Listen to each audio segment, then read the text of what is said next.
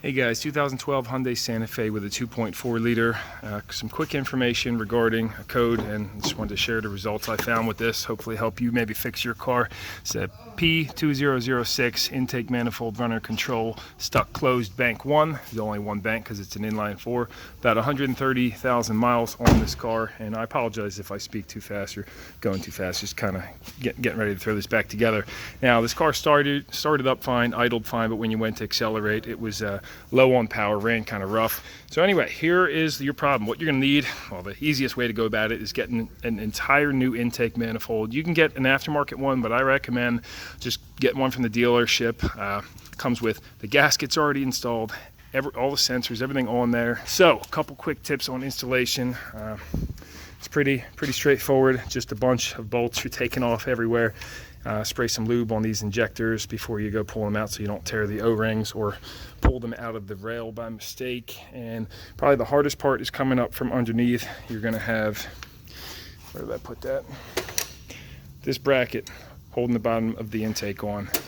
And we can see we have, well, as far as bolts on the intake, you got 1, 2, 3, 4, 5 12mm head bolts, but that bracket goes down onto the bottom and secures it to keep this intake stable against the block. That took 20 minutes to get it out of here, and now I have some cleanup prep to do around the aluminum surfaces on the head and any corrosion on the intake or the throttle body. And then I'd probably imagine it take about 30 minutes to put back in. I'll let you know shortly though. Couple assembly tips. I recommend getting all 5 of the bolts up top secured, and then come under here and there's a look at the bracket. Get all 4 of those bolts, those 2 right there, get them all hand started and then secure them down. And I'm going to tell you, that is the crux of the job, getting that bracket on and off. If you don't have a lift, it's going to be pretty tough. Maybe you'll be able to pull the rad fans out and get it from up top, but I'm not sure. 20 minutes later and all back together, here's how it should look. So total job time on this with filming, roughly an hour and a half. I just cleared out the code, still have to take it for a test drive. Some last minute tips for you. Would be a great idea to disconnect the negative terminal as always on a job like this. I didn't do that and there was no problems at all. You know, if you want to be extra safe though, certainly a good idea too. When you're getting these nuts on down there, that's where I'm pointing at, the intake manifold nuts. You might find it helpful, sorry about spinning the camera around here, to do the paper trick. Get an extra nut here where you take those nuts, and you know, many guys have already seen this, but just a quick tip for you. You push the socket over the nut and then trim off the rest, and then the nut will get stuck in there. So you can thread it on easily with an extension, and when you're done, you just take your needle nose pliers and grab that paper out of there. Also, I went a little brute on the rusted clamp that was holding the intake boot on, so I just put a new stainless steel clamp on there, but good idea to spray that down with some rust penetrant the night before if you're doing this job, because those can get pretty rusted. And yeah, just make sure to triple check it, that all your hoses and wire connections are back on, good to go. Check your oil level, and I'm gonna take this for a ride now. Oh yeah, she got plenty of power now. It was running just dog turd slow before, so now the engine's running nice and smooth. Engine light hasn't come on yet. All right, I'm back in my house now, so not on a time crunch, and now I can explain to you how this system works, and we can take it apart, see if it's fixable, and why I replaced it. Well, what I originally did was, it sits on the vehicle like so, and I reached down here to the runner control, and I couldn't budge this at all. It's completely seized up. So this is the solenoid, which gets vacuum, and then when it's activated, this vacuum is supposed to be able to pull the runner control. And over on the other side is, so you see these little flaps inside, I believe these are called Swirl Flappers, and what they do is help atomize the fuel at lower RPM. But yeah, let's see why this thing was seized up. Just pop that off. So the vacuum actuator seems completely fine. Oh, and it even held good vacuum too.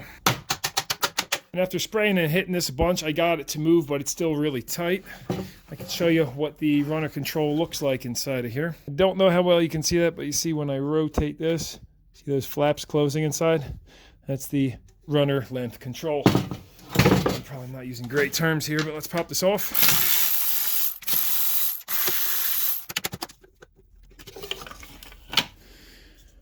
That's it. That's what it looks like. So if you want, you could just lubricate this part right here, try to get some lube down in there and clean the corrosion. Check this whole seal, make sure nothing's cracked or broken. And then on the inside of this, you'd want to clean all the carbon out of there. So you could take like a bath towel or something of that sort and kind of just run it in there, maybe use a drill. But what you want to do is get off, I can feel all this grit and sludge. That's probably what was hanging it up. Let's see the other side. Pop this guy off. That's what that little servo motor looks like. And I'm sure this could get seized up and throw a code. Heck, maybe that is why the code got thrown. And these flappers, oh yeah, these are locked up too. Let's put a screwdriver on there and see if we can get those to rotate. Oh no, it broke. Oh, there they go. See, I think they were actually just jammed up in there. Probably the plastic may have just got swollen over time from fuel spraying back at it. And they're just real tight. And I wonder if that's actually what set the code, because I don't see how this could have set the code. There's no sensor on this shaft, so it wouldn't know if this was opened or closed. But the computer would certainly know if this little actuator was not able to rotate. So anyway, I hope that gives you a better idea of what's going on, and you can see why it's worth just getting a whole new intake, whether you go aftermarket or not. These plastic parts just kind of get deteriorated and rotted over time. I've seen what I have to see. I'll just take these bolts and throw them in my old collection. Plenty of M6x1s. And that'll wrap this one up. Hopefully you found this video helpful and that it might give you an idea of what is involved with this job. Sorry I jumped around. I was kind of in a rush just to get this thing done and out of here, since the customer's got to pick it up tomorrow morning and I'm not here. But you know, consider dropping a thumbs up if you found it helpful. And if you have any feedback or comments or tips for others, feel free to drop those down below. Hugely appreciate it. Until next time, this is Double NKH, No Nonsense Know How, and hopefully I will see you again in another video.